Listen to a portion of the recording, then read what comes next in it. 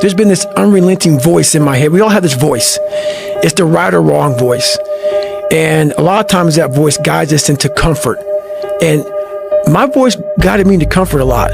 But I have this other voice I heard my whole life saying, hey, motherfucker, what are you doing? Nah, man, we got to go over here. We got to go over here to that rock pile over in the fucking corner where nobody's at. That's where victory's at. We're over in that corner. So this voice was giving me all these answers. I wasn't a real smart kid growing up, but I had this crazy voice in my head saying, over there is where the answers are. And I didn't want to listen to it because over there was pain. Over there was me looking in the mirror. Over there was me being accountable for all these things I went through my life. Even though people put them on me, it's now mine to own. And I didn't want to go over there by myself, but I had to. And this voice was guiding me there. It's God, whatever you want to call it. But that's what it was in me. Life is one big psychological warfare that you play on yourself. You play on yourself, man. The most important conversation I ever had is with myself. And the shit I was telling myself was so tough, it was so wrong, it was so misguided. And other people start to write that dialogue for you also. And it starts to be what you say to yourself every single day. And I started creating a whole nother warfare. A whole nother battle started becoming. I was like, oh, hang on a second, Goggins. You have these tools. You have these tools. Your life was basically the perfect grounds for training for where you need to go in your life. All the beatings, all the bullying, all the, you going through learning disabilities, all the struggles. It was the absolute perfect training ground for you to go to where you need to go. And that's how I started looking at my life versus woe is me, poopy pants, kick a rock down the street mentality. It was, God just hooked you right the f*** up. He hooked you right up, man, with the perfect place. You were training. You had the advantage of everybody else versus, my God, they're so above me. They came from a great family. Mom and dad love them. They didn't have to learn. They didn't stutter. They didn't struggle. No, man, your struggle is what made you who you are now. Self-discipline is everything. And if you don't have it, I don't look at you right because I know you're capable of more. It's not discipline so much for me. It's all on you. It's all on you. The self part is what's big. We need someone to hold people accountable. That shit, man. Fuck that shit. We count on people too much to get us through it. And we look to our right, we look to our left, we're looking for help. And if you can build that self, you can build that total accountability in oneself. And it's not about being selfish. I'm trying to create a better me. So hopefully people who are hearing this are taking it the right way can say, I can run a mile. It ain't about running 205 fucking miles, doing 4,000, being a city. It ain't about all that shit. It doesn't matter. I want you to see how fucking far you can go. And that's all it's about, yourself. And that's where it all comes from. No one's gonna fucking come to help me. No one's gonna fucking come to help me. It's fucking me against me, period. And so I had to man up. And I said, the first thing I gotta start doing is facing every fucking fear I have. No matter what the fuck it is, man. And these things would keep me up at night. No one, people who are hearing this, they will never really understand and grasp when you face these things and so many things, how they keep you up and haunt you at night. I had two options. To either be that 300-pound guy who sprayed for cockroaches and made $1,000 a month, and at 24 years old, knowing when I'm 50 years old, I can reflect on this and think about what guy I never became, or I can totally just sack it up and fail and fail and fail until I succeed. So I started calling recruiters up. I said, I'm going to be a Navy SEAL. Most people are missing something because they don't know who they are. They never examine themselves. They've never done this experiment on themselves. The lab rat, we're all lab rats, but you're also the scientist. You create your own self. Most people are missing something because there's so much trapped in there. I don't even want to say potential. I think that's a word used out too much too. There's so much in you that God or wherever the hell you believe in, or if you're an atheist, in you that you have not unlocked. God, I'm missing something. Yeah, because it's about 75% of you is still fucking in there, still chained up, because you just didn't want to find your willpower, didn't want to find your soul, your will, your heart, your determination, your guts, your courage. And what that looks like, it looks scary, like your little scary lab I went in. Scary. To wake up every day and say, I'm stupid, but I want to figure out a way to be smarter. Versus saying, man, I just can't do that. So you limit this box. So your box becomes so small of things you can do. My box wasn't even a box. It was a fucking little pinhole. And then through examining myself, getting some willpower, some courage, it became bigger than this table. But that's what we all do. That's why I wanted to come here today and talk to you about real shit. Not no fucking like hacks. There's no hacks, bro. It's you against you. You against you. And if you misunderstand that, you have a real problem. A real problem. I can understand you misunderstand me running down the street, shirt off, fuck this, yeah. I can get it. I get it. If you misunderstand what I'm saying right now today, the problem is you. And you don't want to fix it. I developed a lot of anger, and I still have it. And it will never go away.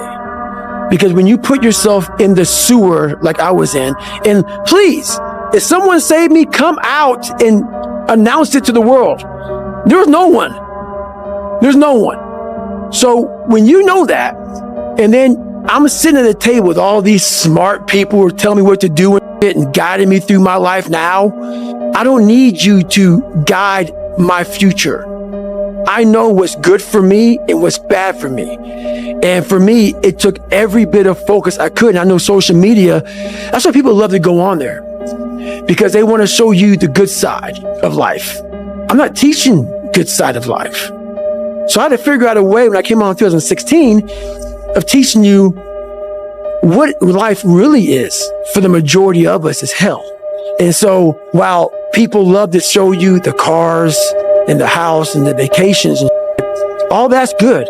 All that's happy. I'm going to show you the side that I know most of you are going through. And people hide very well.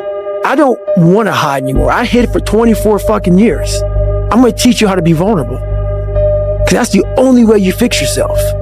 You don't fix yourself by coming out here and me selling you some fucking books. That's why I don't have them. I forgot them. I'm glad people got something from the book. I want you to learn that the only way you grow is how to look at yourself and say, okay, like I did, what the fuck I have to do to get somewhere?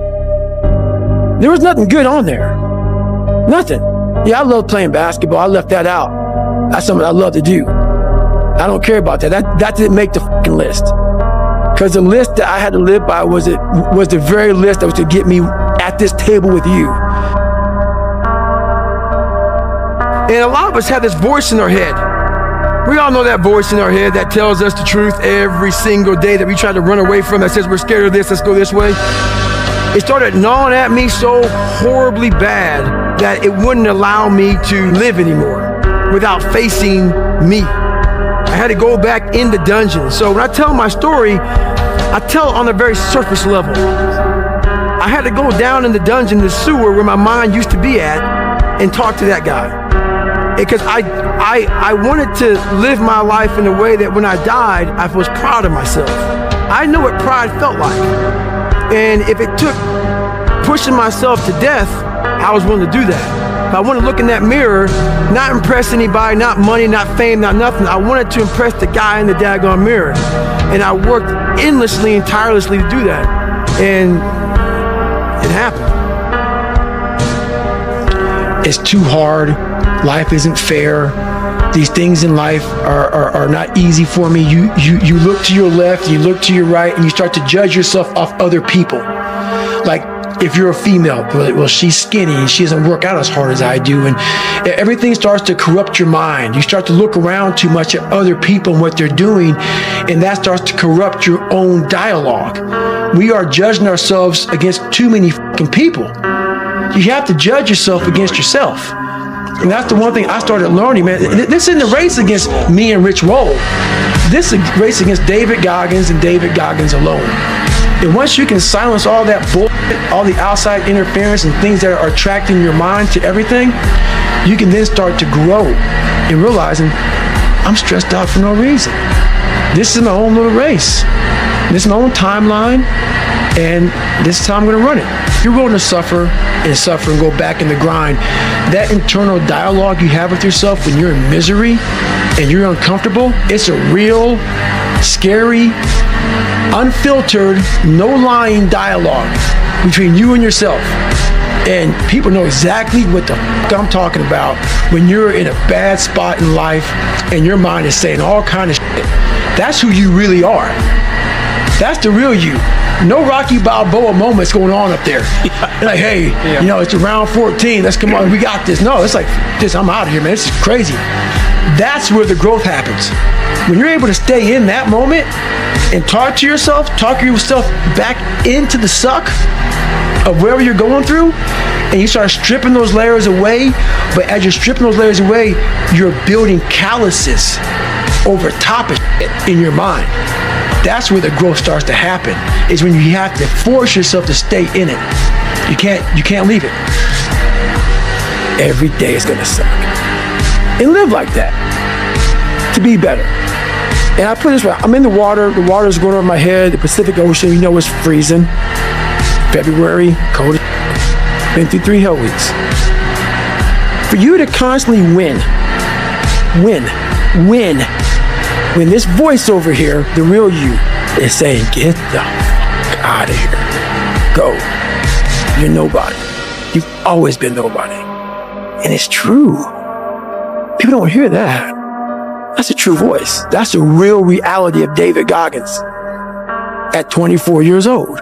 It's not a false reality. And then you had to create another voice over here that is saying you're better than that other voice.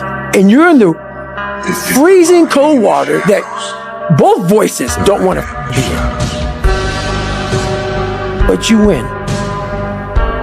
And it goes from the water to the studying, to the running, to the losing weight, to how you eat, to how you function as a man. Every day of your life, you're winning these battles. And the thing about it is, you have to be really, and sometimes all the voices are telling you the wrong, man. But through years, not a podcast or listening to a book or reading a book, years of sacrifice, of suffering, of diligent, pinpoint fucking work on what you want to do for yourself. Not like, oh, let me just do a bunch of shit. I want to be in every task possible. No.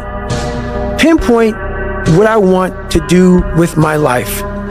What happens is you have all these voices that are telling you you're fucked up and this is going to be hard.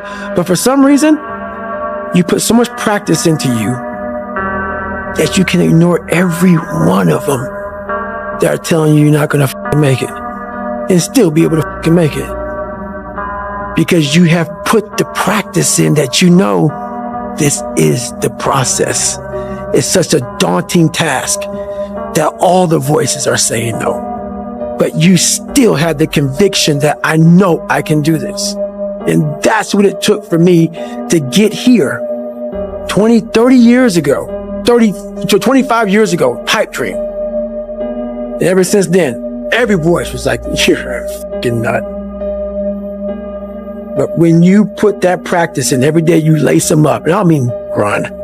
It's just a metaphor for life. When you lace them motherfuckers up every day, pretty soon you win. Pretty soon you'll win.